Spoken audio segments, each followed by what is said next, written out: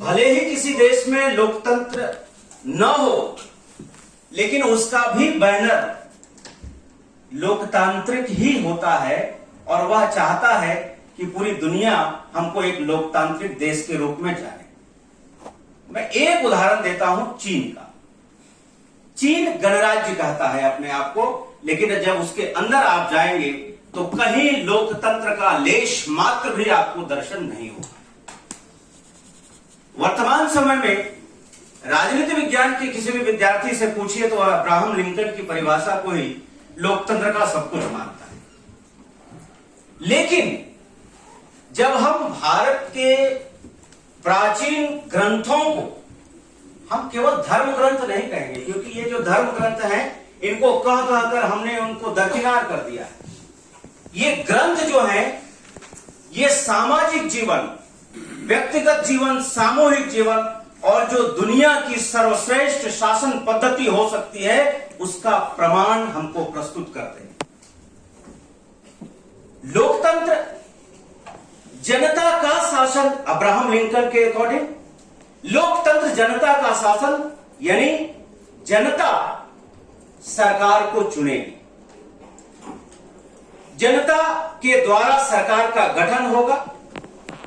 अगर जनता सरकार पर नियंत्रण रख सके, उसकी निरंकुशता पर अंकुश लगा सके, तब लोकतंत्र जनता के द्वारा हो जाएगा। और अगर शासन जन कल्याण में रत रहे, जनता की भलाई में अपने को सर्वस्व निछावर कर दे, तब लोकतंत्र जनता के लिए हो जाएगा। भारत में मेरा जो शोध पत्र है, लोकतंत्र भारत की जननी है, इस विषय पर मैंने वेद के कई श्लोकों का वर्णन किया है, ऋग्वेद और अथर्ववेद का। मैंने मनुस्मृति का वर्णन किया है, कौटिल्य जी को कोट किया, और इस विषय पर डॉक्टर सुभाष कश्यप, डॉक्टर परमात्मा शरण और सत्यकेतु विद्यालंकार ने जो अपने पुस्तक लिखी है उसमें जो टिप्पणी की है उसके आधार पर मेरा शोध पत्र है। मैं बहुत सी बातें न कहूंगा, लेकिन ऋग्वेद में जो बातें सभा समितियों की हैं और अथर्ववेद में जो सभा समितियों का वर्णन है, भारत में जो सभा और समिति है इसको नरिष्ठा कहा गया। वेद नरिष्ठा का मतलब है कि जो हमारा अरिष्ट न करे, जो हमारा अहित न करे, जो हमारा कल्याण करे, वह नरिष्ठा है। और जिसकी बात उल्लंघन योग्य न हो वह नरिष्ठा है। और सभा और समितियों को वेद में प्रजापति की दुहिता यानी प्रजापति की पुत्री कहा गया है। और इसके लिए ऋग्वेद अथर्ववेद का एक श्लोक है, विद्मते सभे नाम नरिष्ठा नाम वसी ये केते च सभा सदस्ते मे संतु सभा यानी वर्तमान जो लोकतांत्रिक प्रणाली है उसके न केवल प्रक्रियाओं का निर्धारण भारतवर्ष में ने किया, बल्कि उसके जो आदर्श हो सकते हैं एक लोकतांत्रिक व्यवस्था के, उन आदर्शों का भी निर्धारण भारतवर्ष में हुआ है। सर बेटा प्लीज, सर ने कम समय लिया था, मैं उनका समय मांग रहा हूं। नहीं सर, आपका समय ही आपको मिल पाएगा। Please please please.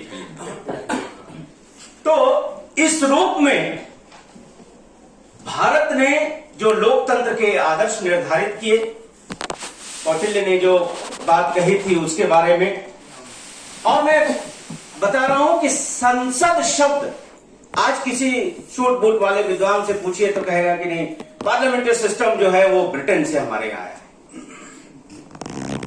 अथर्ववेद में संसद शब्द का प्रयोग हुआ। ऐसा महम समासीनानाम वचो विज्ञान माददे अस्या सर्वस्या संसदो मामिन्द्र भगिनम कृणु यद वो बणः परागतः यद वद्महि वेदवाः तदेव आवर्तयामसि मयि वो रमता मना।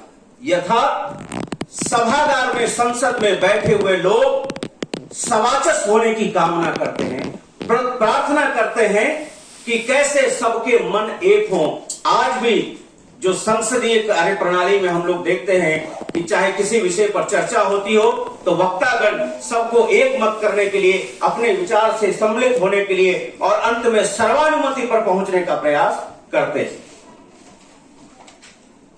महाजनपद काल की चर्चा कई लोगों ने की। बहुत आश्चर्यजनक बात है, मैं कुछ शब्दों को बोलूंगा, शायद आप उस पर ध्यान देंगे। जो बच्ची संघ था, जिसमें लिच्छवी गणराज्य में भगवान महावीर का जन्म हुआ, और जो शाक्य गणराज्य था, उस शाक्य गणराज्य में भगवान बुद्ध का जन्म हुआ। इन दोनों गणराज्यों में जो सभा थी उसका नाम संथागार था। सभा स्थल का नाम संथागार था। और इस संथागार में प्रत्येक सभासद को बैठने के लिए अलग अलग आसन होता था और उसका एक अधिकारी होता था जिसको आसन प्रज्ञापक कहा जाता था। जो प्रस्ताव प्रस्तुत होते थे, उसकी सूचना दी जाती थी, उसको ज्ञप्ति कहा जाता था। और इतना ही नहीं, गणपूर्ति यानी कोरम का भी प्रावधान था। 20 सभासदों के सहमति के बगैर अगर कोई प्रस्ताव आ जाए, कोई निर्णय ले जाए तो वह अमान्य होता था। आज जिसको हम लोग व्हीप कहते हैं, सचेतक कहते हैं, उसकी भी व्यवस्था थी जिसको कि गणपूरक कहा जाता था। सर प्लीज, अब आपने सर का भी छंद